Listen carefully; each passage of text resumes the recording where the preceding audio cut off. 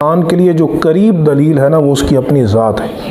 سمجھ آ رہی ہے نا کہ اللہ تبارک و تعالیٰ نے ایک بے جان نطفے سے اس کو جیتا جاگتا انسان پیدا کیا، جس میں حواس خمسہ ہیں، جس میں مختلف قسم کے اعضاء ہیں جو باہم مربوط ہیں، اور اس زمین پر زندگی گزارنے میں تمام اس کو آلات جو ہیں وہ کمال فراوانی کے ساتھ عطا کیے گئے، جو اس بات کی دلیل ہے کہ ہمارا خالق موجود ہے اور وہ بڑے علم والا ہے، بڑی قدرت والا ہے، بڑی حکمت والا ہے۔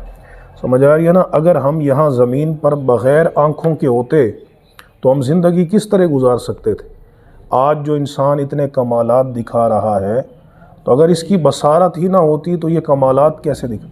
تو کوئی تو ایسی ذات ہے نا کہ جس کو معلوم ہے کہ بندے کو بصارت کی ضرورت ہے، اور اس نے ہمیں آنکھیں عطا فرمائیں، ٹھیک ہے نا؟ وَجَعَلَ لَكُمُ السَّمْعَ وَالْأَبْصَارَ وَالْأَفْئِدَةَ۔ ہمیں اس زمین پر کانوں کی ضرورت ہے، ہمیں اس زمین پر زندگی گزارنے کے لیے پاؤں کی ضرورت۔ اگر پاؤں نہ ہوتے تو ہم ایک جگہ سے دوسری جگہ پہ حرکت نہیں کر سکتے تھے۔ تو انسان کو وہ تمام اعضاء کا ملنا یہ اس بات کی دلیل ہے کہ ایک عظیم خالق نے اپنی خلاقی کے ساتھ، اپنی قدرت کے ساتھ، اپنی کاریگری کے ساتھ، اپنی حکمت کے ساتھ اس نے بے جان نطفے سے انسان کو پیدا فرمایا۔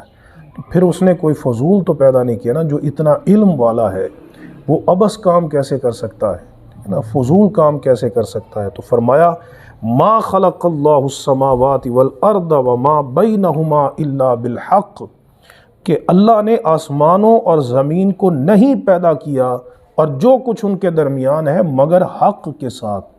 یعنی یہ فضول کام کرنا، عبث کام کرنا، بیکار کام کرنا، یہ اللہ تبارک و تعالیٰ کی شان نہیں ہے۔ ربنا ما خلقت ھذا باطلا، کہ اے ہمارے رب تو نے یہ سب کچھ بیکار اور باطل پیدا نہیں کیا، ٹھیک ہے؟ اور فرمایا کہ افحسبتم انما خلقناکم عبثا، کہ کیا تم یہ سمجھتے ہو کہ ہم نے تمہیں بے مقصد کے پیدا کیا ہے، تمہیں فضول پیدا کیا ہے؟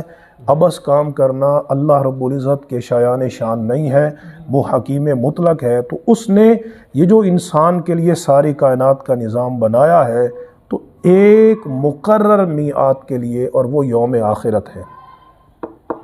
ما خلق اللہ السماوات والارض وما بینہما الا بالحق، اللہ نے آسمانوں اور زمین کو نہیں پیدا کیا اور جو کچھ ان کے درمیان ہے ان کو نہیں پیدا کیا مگر حق کے ساتھ، وَأَجَلٍ مُّسَمَّى، اور مقرر میعاد کے ساتھ۔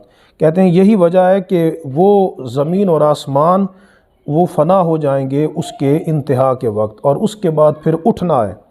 وَإِنَّ كَثِيرًا مِّنَ النَّاسِ بِلِقَاءِ رَبِّهِمْ لَكَافِرُونَ، اور بے شک بہت سے لوگ یعنی کفار مکہ اپنے رب کی ملاقات کا انکار کرتے۔ دیکھیں اگر آخرت کا وجود ہی نہ ہونا تو یہ ساری دنیا بیکار ہو جائے، فضول ہو جائے، عبث ہو جائے، انسان کو یہاں پر مکلف کرنے کا کوئی مقصد نہیں رہ جاتا۔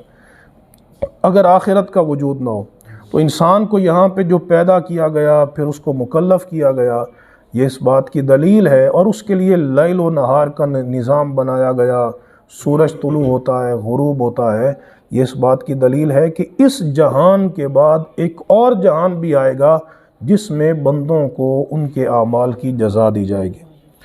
تو لا یؤمنون بالبعث بعد الموت، وہ مرنے کے بعد موت پر، مرنے کے بعد اٹھنے پر ایمان نہیں رکھتے۔